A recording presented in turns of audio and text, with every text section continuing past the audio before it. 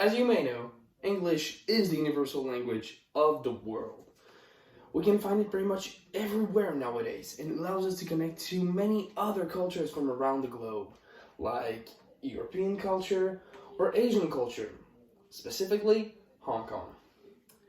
Hong Kong is an administrative region of China located in the southern part of the country. It counts around 7.3 million inhabitants, consisting mostly of Han Chinese, making up around 92% of the population according to Wikipedia.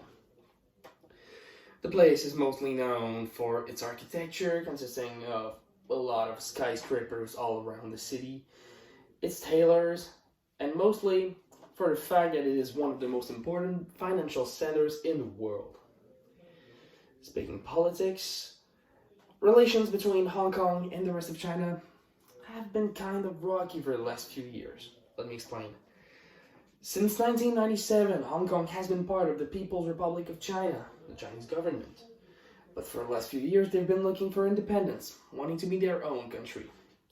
Many manifestations came up from this, and now the relations between China and Hong Kong are not so great. But for the use of English, it has been present for a lot of time in Hong Kong, actually for almost 2 centuries now.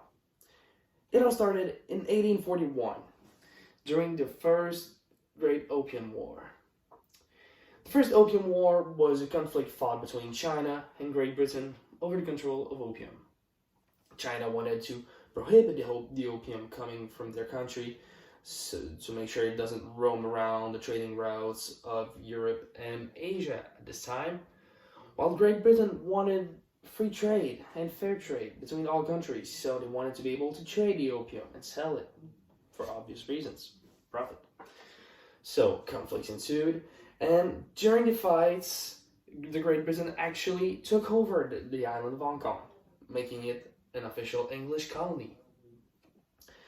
And from that, English officially became one of the official languages in Hong Kong, apart from Cantonese. But even today, English remains an official language in Hong Kong, even though it's not the main language of the country. As a matter of fact, 88% of Hong Kongers currently speak Cantonese, while only around 4% of Hong Kongers speak English, according to Wikipedia. So systems like the education systems in Hong Kong are mostly in Cantonese, even though we can find some English school over there.